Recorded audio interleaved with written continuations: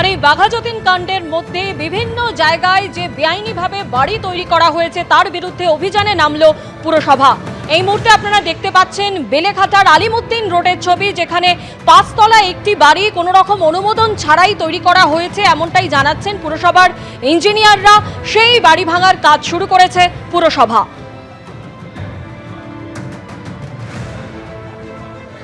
একটি বিল্ডিং ভেঙে পড়ে গিয়েছে এবং সেই বিল্ডিং ভেঙে পড়ার পর একাধিক প্রশ্ন উঠেছে। একদিকে যেমন প্রশ্ন উঠেছে এই বিল্ডিংটি উঁচু করার সময় এই দুর্ঘটনা ঘটেছে, তার পাশাপাশি বিল্ডিং নির্মাণ নিয়েও প্রশ্ন উঠেছে এই বিল্ডিংটি বেআইনি ছিল কিনা। আর আজকেই ঠিক একদিনের মাথায় আমরা দেখেছি বেলেঘাটায় কালিমুদ্দিন লেনে আস্ত একটি বেআইনি বিল্ডিং ভাঙার কাজ শুরু করেছে কলকাতা পুরসভা। এই মুহূর্তে আমরা যেখানে রয়েছি সেটা 29 বি কালিমুদ্দিন লেন বেলেঘাটা এলাকায়, এবং সেখানে দেখা যাচ্ছে একটি 5 তলা বিল্ডিং যেটা আবাসন হিসেবে তৈরি করা হয়েছিল, এবং এই বিল্ডিংয়ের উপরে অনেক মানুষ বসবাস করাও শুরু করে দিয়েছেন। নিচের অংশটিতে কেউ বসবাস করছিলেন না, এবং এই বিল্ডিং আজকে থেকে ভাঙার কাজ শুরু করলো কলকাতা পুরসভা। কলকাতা পুরসভার ইঞ্জিনিয়াররা রয়েছেন এবং কর্মীরা রয়েছেন, তারা দেখা যাচ্ছে যে এই বিল্ডিংয়ের নিচের অংশটি কার্যত ভেঙে দিচ্ছেন। এখন ওপরের যারা বাসিন্দা রয়েছেন তাদের কি হবে, কারণ ইতিমধ্যেই কিন্তু বহু মানুষ তারা এই আবাসনে বসবাস শুরু করেছেন।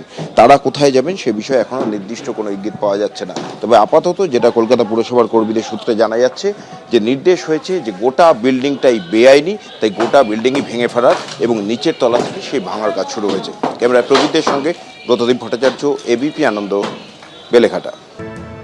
গতকালকে সেই ছবি রেখেছি আপনাদের সামনে, কিন্তু বিদ্যাসাগর কলোনির বাসিন্দারা তারা অভিযোগ করছেন যে বিপদ আরো বাড়ছে, কেননা আরো হেলে পড়ছে বহুতল। ফলে আশেপাশের বাসিন্দারা আতঙ্কিত, যে কোনো মুহূর্তেই 4 তলা বহুতল হুড়মুড়িয়ে ভেঙে পড়ার আশঙ্কা রয়েছে। গতকাল থেকে আপনারা জানেন বহুতল ভেঙে ফেলার কাজ শুরু করেছে কলকাতা পুরসভা, কিন্তু পাশের বাড়ির মালিক তিনি আশঙ্কা করছেন তার বাড়িও ক্ষতিগ্রস্ত হতে পারে।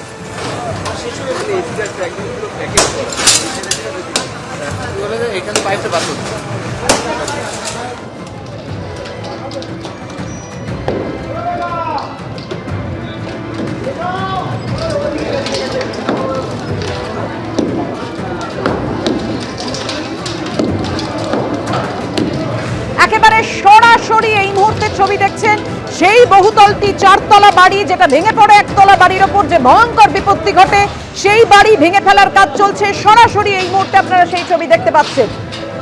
এই বাড়ির অনুমতি ছিল মাত্র 3 তলার, জলাভূমি বুঝে এই বাড়ি তৈরি করা হয়েছিল, কিন্তু তারপরেও কি করে 4 তলা বাড়ি করা হলো তা নিয়ে প্রশ্ন উঠছে।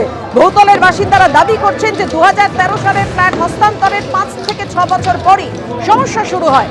প্রমোটার সম্প্রতি হরিয়ানার সংস্থার সঙ্গে যোগাযোগ করে বহুতল সোজা করার কাজ করছিলেন, আর তারপরে দেখুন গতকাল যে ভয়ঙ্কর বিপত্তি ঘটে যায়। আর আজকে এই মুহূর্তে সরাসরি সেই ছবি আপনারা দেখছেন, সেই বহুতলটি ভেঙে পড়ার কাজ চলছে।